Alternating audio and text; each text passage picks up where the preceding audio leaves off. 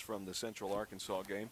And Coach Jared Neal, how about that? 20 of 28, he threw for 276 yards, and boy, at times it truly was leading the offense. No, Jared did a nice job, and I said this earlier today in the press conference, and I think he'd be the first one to tell you if he was here.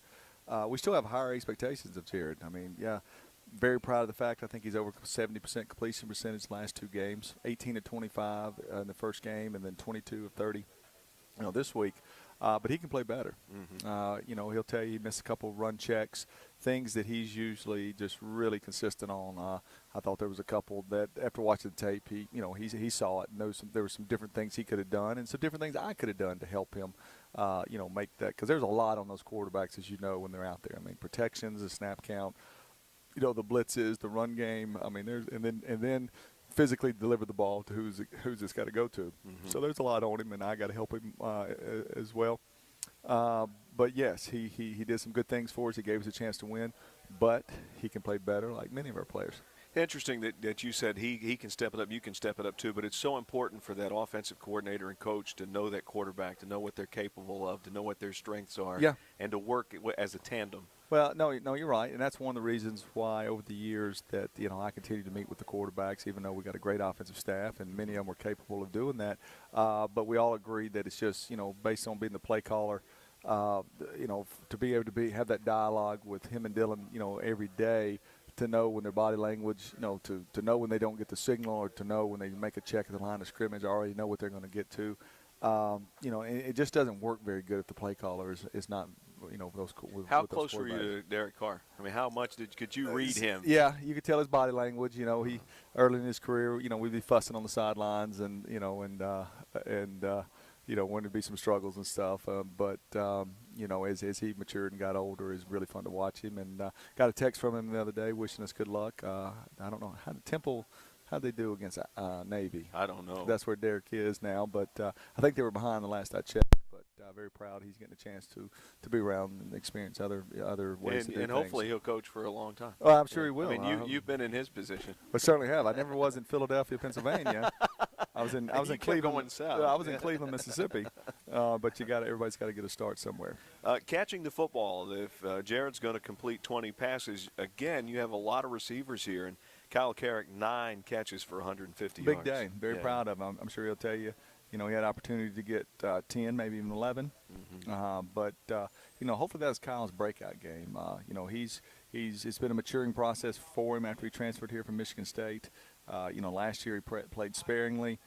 This year he's worked really hard. And he'll be the first to tell you that, just because you transfer in here from a Big Ten school and you're 6'2", and doesn't guarantee you a starting opportunity. I mean, you still have to produce, but he worked wasn't very consistent in game one.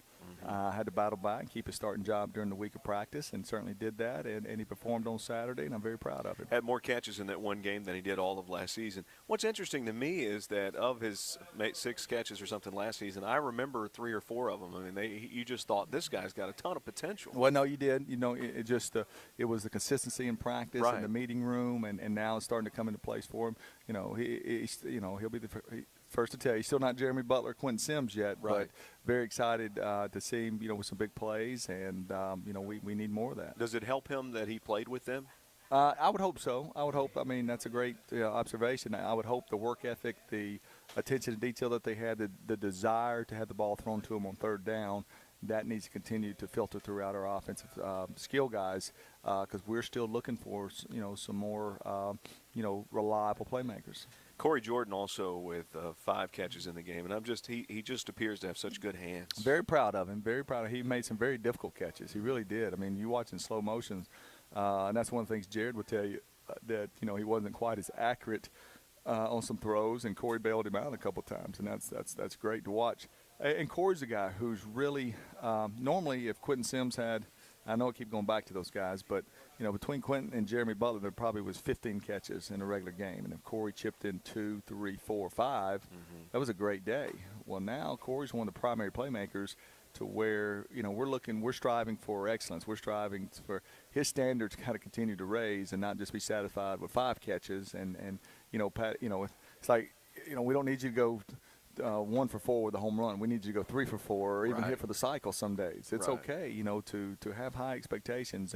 And that's what we've got to continue to see on offense is new guys taking the next step of being reliable, dependable playmakers in practice and on Saturday. And, you always see that in good coaches, even though players have had a good game, you can't get any kind of complacency there. I mean, you have to strive for excellence. And one of our coaches here several years ago, basketball coach, always talked about sometimes players may psychologically fear doing too well because then they're expected to do that all the time. I don't know about that. Yeah. But really, I mean, you got to – some players have a drive and a standard that's higher than maybe others do. Well, no, there's something to that. I mean, not that they're scared to succeed, but like, tonight in practice, this will be the first time that Corey Jordan's coming off 2 solid performances from a reception standpoint. Kyle Kerrigan in his first, 100-yard receiving game. How humble are you? How hungry are you to go back to work tonight and want more the next week? Mm-hmm. Or, like you said, are you satisfied and you want to be just a bit player and a role player? We have enough role players. We need go-to guys. And you see that if you look at the great athletes throughout history, they always strive to do better. You want the ball, no matter what they did yesterday. Yeah, no question. You're striving for perfection. You want guys that think about Jeremy Butler was, you would see more frustration on his face with a drop ball than you would, jubilation over a touchdown. Right. Yeah, that's competitive. That's what we're looking for. The run game, Coach, not quite as good as maybe it was in the Kentucky game as I look back at some of the stats. Wasn't good. Yeah, what happened? Wasn't good. We didn't block them very well. Mm-hmm. Give them credit. They did a nice job. After going, I think we were 140 yards. 36 carries. Right, which, not enough runs probably. Not enough plays. Criticizing myself, I thought we should have played with some more tempo. Thought we should play a little bit faster and got some more snaps in there. Maybe we gave up on the run a little bit too early at times, although we got it going back late before the penalties there. And then schematically, I thought there were some challenges that if I go back and look, coulda, woulda, shoulda. But then when we had some good angles and some good matchups, we didn't play very well up front in the run game. And that's another thing that we're still trying to decide who are our best 5 offensive linemen. Mm-hmm. Okay, the comment I made to the team is the thing that I've been most positive about is our depth. Okay, I'm very positive about that. That's something that you want. All right, but as long as you don't have injuries, some days you would trade depth for 5 that work together and that can really get it done. Right. And right now we feel good about Sam, with Charles Sweetener, left tackle, and Sam Curtis has done a good job the last 2 weeks and take over that right tackle spot. And we've been shuffling our guards and centers between 6 guys, trying to find the right combination, and just still looking for the consistency. But we need to find it as we keep going forward. You said this earlier, you alluded to this as we wrap up talking about the Central Arkansas game. One of the things you want to try to do in a non-conference season is to play a team that's comparable to other teams in your conference. If Central Arkansas were in the OVC, they would be a top-tier team. No, they would. They would be right up there with TSU, EKU, Jacksonville State. No doubt about it. And we've got a good football team. Mm-hmm. I mean, and if Vegas would have put the odds on it, I'm sure. With our schedule early, going on the road to playing Kentucky and then going on the road to Central Arkansas, I'm sure the odds said we were going to be 0-2 at this point. Okay, and we didn't think that, right? Mm-hmm. But I know what the odds were, and it's like I told our staff, the being 1-1 or 0-2 at this point, the odds were that you're going to be more closer to 0-2. Right. But even though you're so disappointed about, we had an opportunity and we gave the game away last Saturday, so. It is what it is. It's good news, bad, and as good news is we got a chance to still have a solid football team as we play 2 more non-conference games in our conference schedule.